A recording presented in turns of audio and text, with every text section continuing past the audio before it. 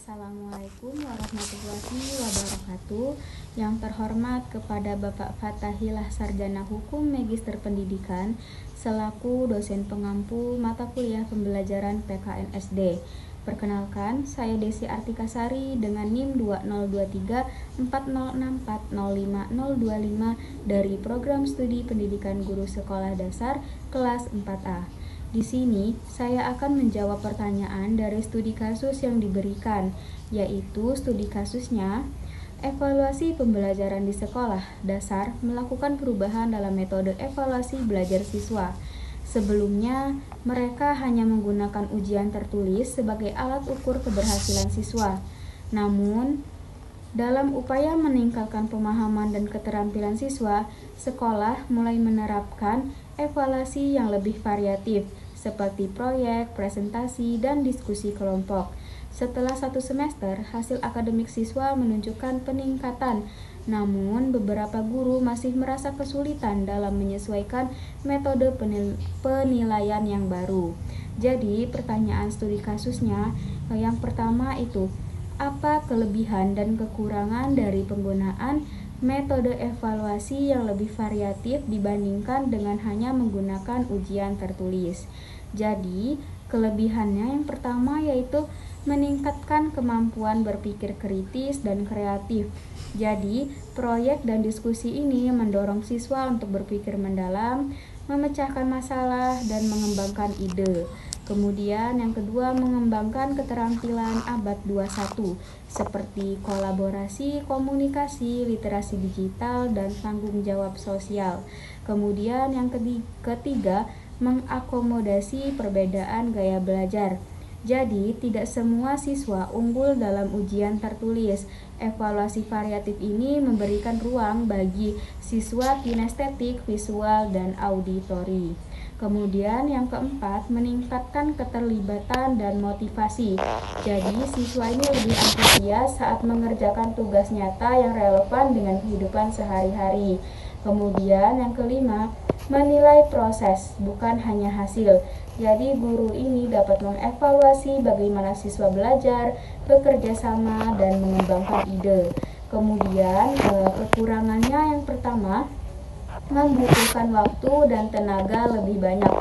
Jadi, guru ini harus merancang, membimbing, dan menilai setiap proyek atau presentasi secara mendalam. Kemudian yang kedua, penilaian bisa subjektif. Tanpa rubrik yang jelas, guru bisa memberikan penilaian yang tidak konsisten. Yang ketiga, kemampuan guru ini belum merata. Jadi, tidak semua guru terbiasa dengan evaluasi autentik atau berbasis proyek. Kemudian yang keempat, tantangan dalam mendokumentasikan hasil penilaian. Apalagi jika siswa bekerja dalam kelompok, sulit untuk menentukan kontribusi dari masing-masing. Kemudian pertanyaan yang kedua, bagaimana cara mengukur efektivitas metode evaluasi yang telah diterapkan di sekolah ini? Jadi yang pertama itu caranya analisis data akademik, yaitu bandingkan nilai rata-rata sebelum dan sesudah penerapan metode baru. Kemudian, perhatikan jumlah siswa yang mencapai kriteria ketercapaian tujuan pembelajaran. Kemudian, yang kedua itu observasi dan refleksi guru. Jadi, guru ini mencatat perubahan perilaku belajar siswa seperti partisipasi dan antusiasme. Kemudian, yang ketiga ini evaluasi proses belajar, bukan hanya hasil. Kemudian, wawancara atau survei, yaitu minta masukan dari siswa dan guru tentang kenyamanan, tantangan, dan manfaat evaluasi baru. Kemudian, portofolio siswa, dokumentasi hasil belajar siswa selama 1 semester, proyek, laporan, karya, catatan, refleksi. Kemudian, keterlibatan siswa, ukur sejauh mana siswa aktif dalam diskusi, kerja kelompok, dan pengambilan keputusan. Kemudian, pertanyaan yang ketiga yaitu, apa tantangan yang mungkin dihadapi oleh siswa dan guru dalam menerapkan evaluasi berbasis proyek dan diskusi? Jadi, tantangan bagi siswa yang pertama, kurangnya pengalaman kerja kelompok. Kemudian ketimpangan kontribusi, ada siswa yang dominan, ada siswa yang pasif. Kemudian kesulitan mengungkapkan pendapat secara lisan. Kemudian kurang disiplin waktu dalam mengerjakan proyek. Kemudian ada tantangan bagi guru, yaitu kesulitan untuk menyusun rubrik yang adil dan terukur. Yang kedua itu manajemen kelas saat diskusi berlangsung. Kemudian kebutuhan akan pelatihan tentang evaluasi alternatif. Lalu evaluasi proyek membutuhkan waktu dan tenaga ekstra.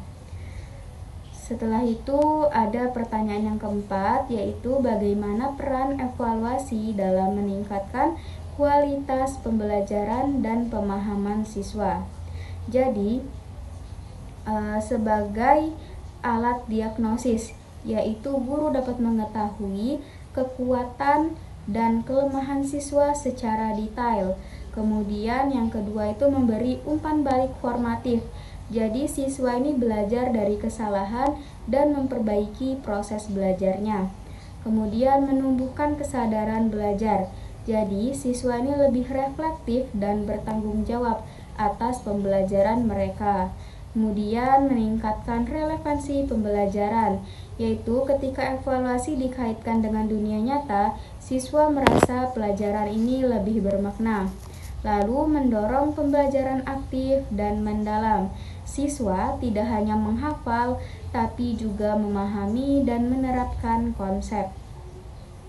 Lalu pertanyaan yang kelima, jika Anda adalah seorang pendidik, strategi apa yang akan Anda terapkan untuk memastikan evaluasi belajar berjalan optimal tanpa membebani siswa? Jadi yang pertama yaitu gunakan rubrik penilaian yang jelas dan objektif. Buat kriteria penilaian untuk proses, produk, dan sikap. Kemudian jelaskan rubrik kepada siswa sejak awal. Berikan pilihan bentuk evaluasi, misalnya presentasi, poster, video, atau laporan tertulis. Ini memberikan ruang kreativitas bagi siswa. Kemudian integrasikan evaluasi ke dalam pembelajaran. Tidak harus menunggu akhir materi, bisa dievaluasi secara bertahap. Kemudian libatkan siswa dalam penilaian.